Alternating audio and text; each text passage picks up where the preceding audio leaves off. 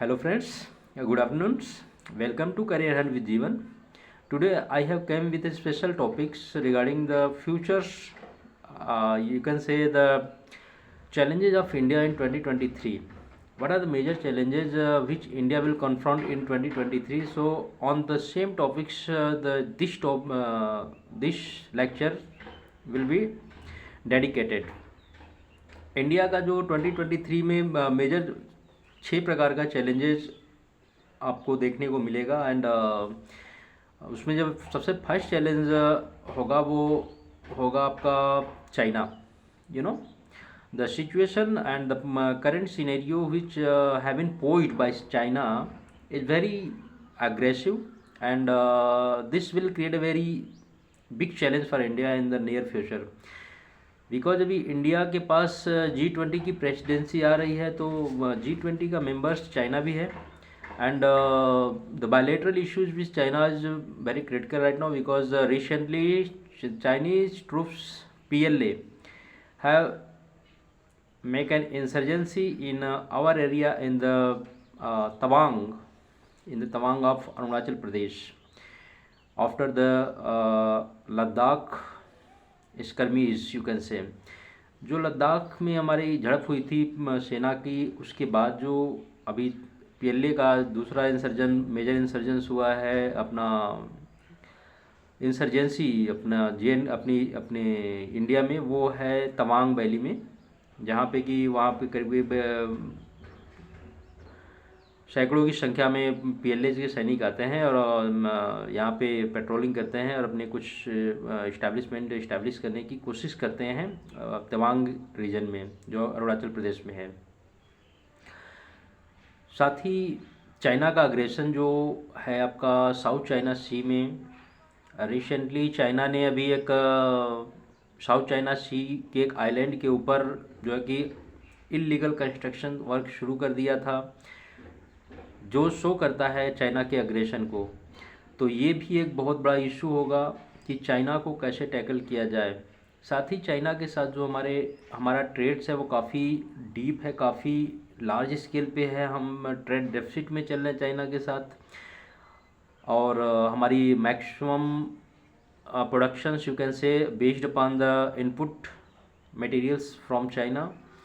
तो ये सारे मुद्दे होंगे कि इन सारी सिचुएशंस के बीच में इंडिया कैसे चाइना को टैकल करता है to get benefit for self and for the international communities also and for free Indo Pacific region which is the main objective where along with the USA and you can say the squad countries. तो ये एक बहुत बड़ा issue होगा India के सामने इन 2023 and ration futures. उसके बाद दूसरा जो इंडिया के सामने बहुत बड़ा चैलेंज आएगा वो है रसिया के साथ engagement. How India will engage with Russia in the near future because all the western worlds have been disconnected with Russia diplomatically. Not a single country or you can say the very rare country of the western world taking favor of Russia like Turkey etc. But most of the western world is against the Russia after the Russia-Ukraine war. When Russia invaded over the Ukraine, then the situation and the relationship of Russia with the western world is very deteriorating and it have been sanctioned. Several types of sanctions have been imposed over Russia by the western world led by USA. और इस sanction के बीच में India Russia के साथ अपना bilateral relationship maintain किए हुआ है. अभी तक सैंक्शन होने के बावजूद इंडिया रसिया से बहुत ही सस्ते दर पे क्रूड ऑयल खरीद रहा है, जिससे कि हमारी यू कैन से हमारा जो अपना इकोनॉमिक लेवरेज है और जो है कि हमारे यहाँ स्टेबिलिटी है, इकोनॉमिक स्टेबिलिटी है, मोर और लेस इसके ऊपर भी डिपेंड करता है. साथ ही साथ स्ट्रेटजिक पॉइंट ऑफ व्यू से भी देखा जाए तो रसिया का इम्पोर्टेंस बहुत बढ़ जाता है इंडिया के साथ, क्योंकि हमारे रिलेशनशिप चाइना के साथ ठीक नहीं है. तो इस केस में एटलीस्ट कोई स्ट्रॉन्ग नेबर हमारा ऐसा होना चाहिए हमारे साथ जो कि हमारे साथ स्टैंड हो सके at least when we are confronting to China. तो इस सिलसिले में भी रसिया का हमारे साथ होना बहुत ज़रूरी है। उसके अलावा जो रसिया हमारा बहुत बड़ा एक ट्रेड पार्टनर है, आर्म्स, रसिया से हमारे पास बहुत सारे आर्म्स आते हैं, तो रसिया सबसे बड़ा आर्म्स एक्सपोर्टर है इंडिया के लिए। इन सब के अलावा जो है कि हमारी रसिया के साथ एक हिस्टोरिकल रिलेशनशिप बहुत ही स्ट्रॉन्ग रहे हैं। तो keeping all this points we have to engage with Russia in very positive way. Russia के साथ हमें काफ़ी पॉजिटिव वे में इंगेज होने की ज़रूरत है। ये भी एक बहुत बड़ा चैलेंज होगा कि कैसे इंडिया जो है रसिया के साथ अच्छे रिलेशनशिप मेंटेन करता है, साथ ही साथ कैसे वेस्टर्न वर्ल्ड के साथ इंडिया अपने आप को अपना रिलेशनशिप मेंटेन करके चलता है।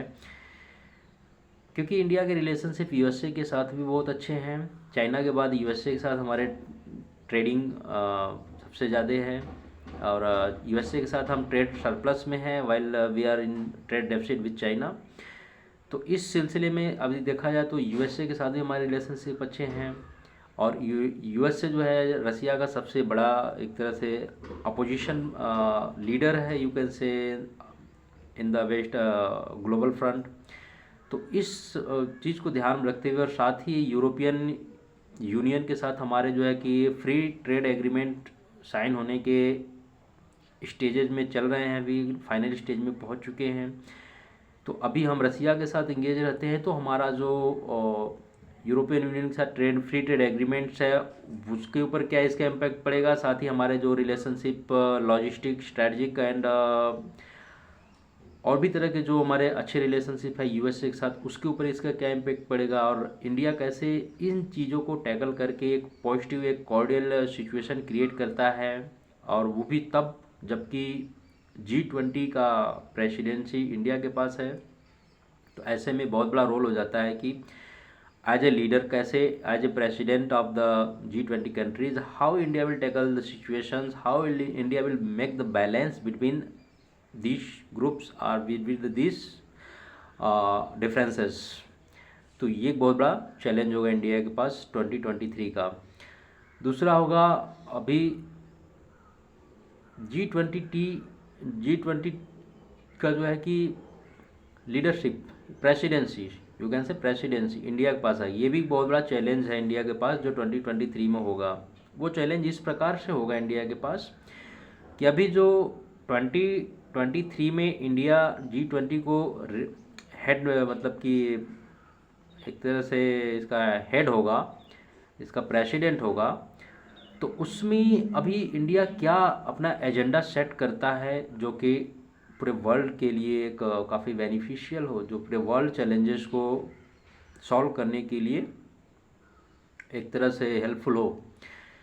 क्योंकि अभी जो वर्ल्ड में जो बहुत मेजर चैलेंजेस है, वो चैलेंजेस तो एक है जो कोविड से रिलेटेड चैलेंजेस, जैसे कोविड सिचुएशंस के बाद जो पूरे वर्ल्ड की इकोनॉमी एक तरह से रिसेशन मोड में जाने के लिए रेडी है। तो here being president of the G20 country, this is the initiatives, this should be the initiatives of the India under their proper agenda, how to tackle with these types of issues which the world is facing right now after corona pandemic। तो ये भी India के पास बहुत बड़ा task होगा। साथ ही साथ environmental cleanliness, you can say, जो एनवायरमेंटल इश्यूज हैं उनके ऊपर, उनको सॉल्व करना भी बहुत बड़ी जिम्मेदारी होगी G20 कंट्रीज़ का, एंड उसमें जो इंडिया का बहुत बड़ा भागीदारी होगा क्योंकि वो उसका प्रेसिडेंट है। जैसा कि अभी इंडिया यूएनओ का, साथ ही साथ यूएनओ का नॉन परमानेंट मेंबर है, अब इस समय है UNSC का, यूनाइटेड नेशन सिक्योरिटी काउंसिल का नॉन परमानेंट मेंबर अभी इस समय है, 2 साल के लिए रहेगा, 2023 तक रहेगा वो।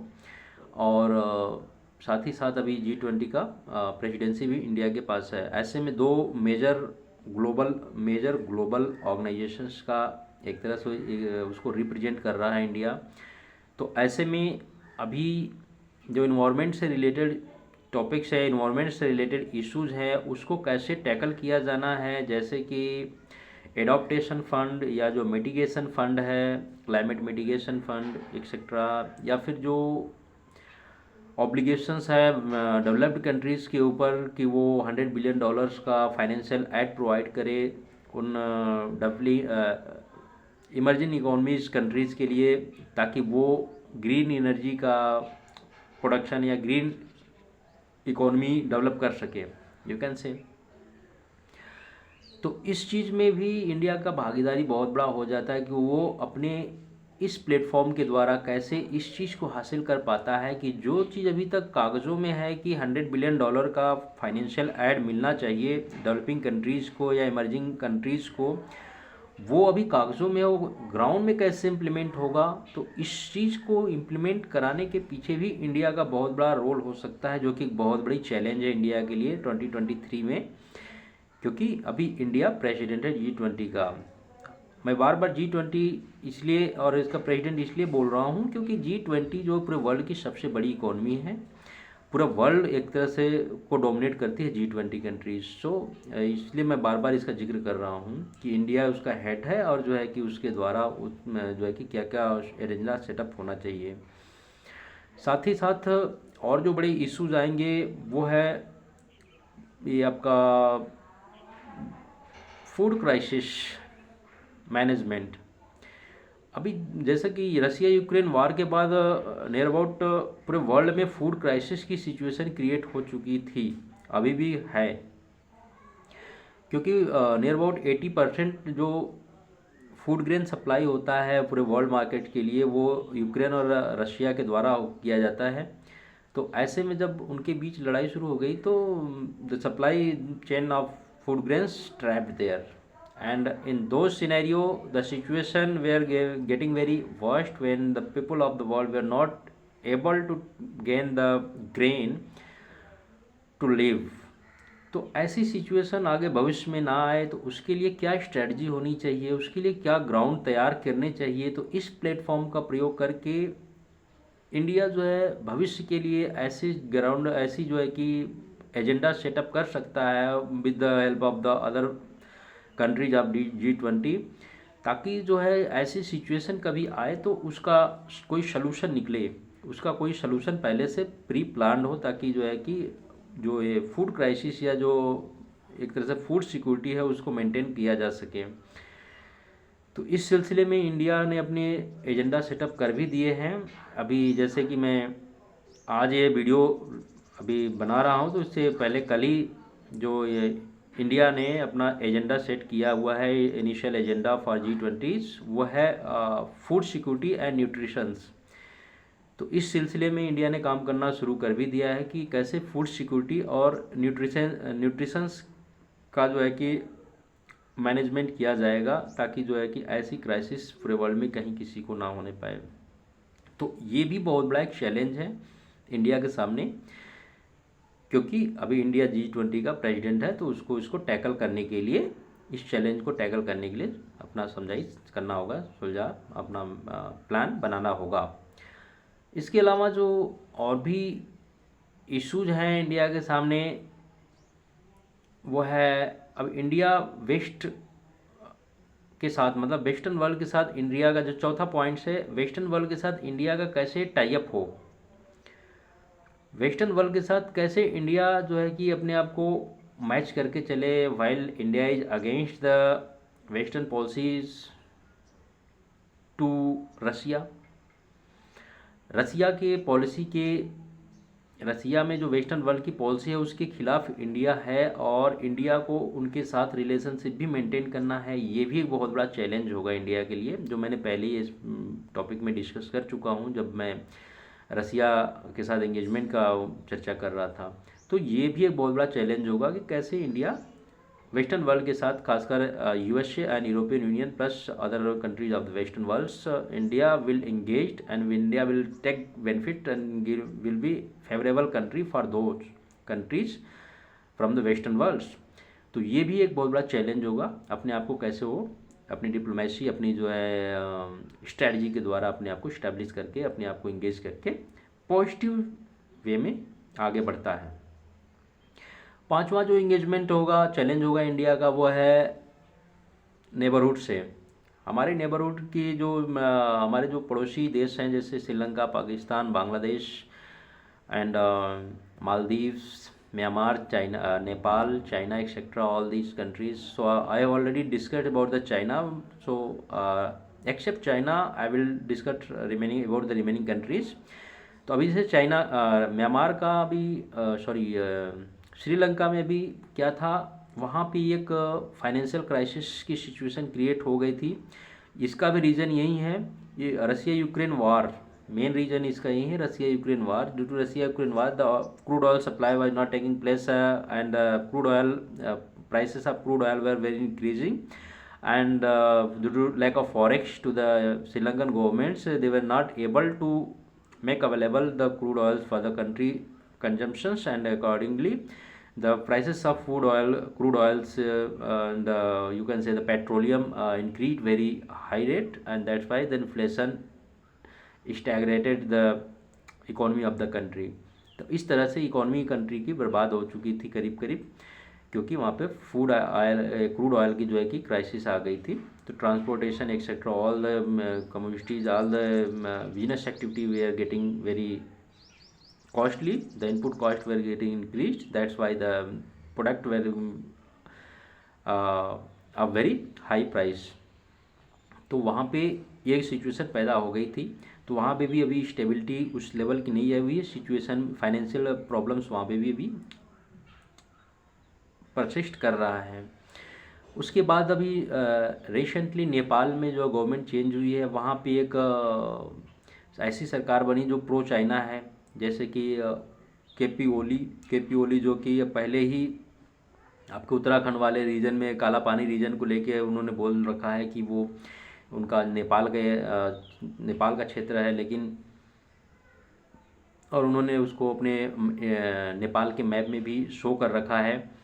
तो उस चीज़ को भी देखो, तो यहाँ पे भी केपी ओली के अलायंस के द्वारा जो है कि एक दूसरी प्रचंडा की सरकार बनी हुई है, ठीक है। प्रचंडा जी अभी आए हुए हैं नए प्राइम मिनिस्टर बन के नेपाल के। तो अभी यहाँ पे जो प्रचंडा जी ये भी प्रो चाइना है और केपी ओली भी प्रो चाइना है, दोनों के अलायंस से जो है कि भी यहाँ पे सरकार बनी हुई थी। यहाँ पे जो शेर बहादुर देववा थे जो प्रो इंडियन थे, उनकी सरकार अभी हट चुकी है, अभी सरकार बदल चुकी है। तो ये भी एक इनके लिए चैलेंज होगा, क्योंकि आए दिन कोई ना कोई अड़चनें क्रिएट करते रहेंगे। तो इंडिया कैसे इनको टैकल करता है, this is again one type of challenge for India in 2023 and the coming years.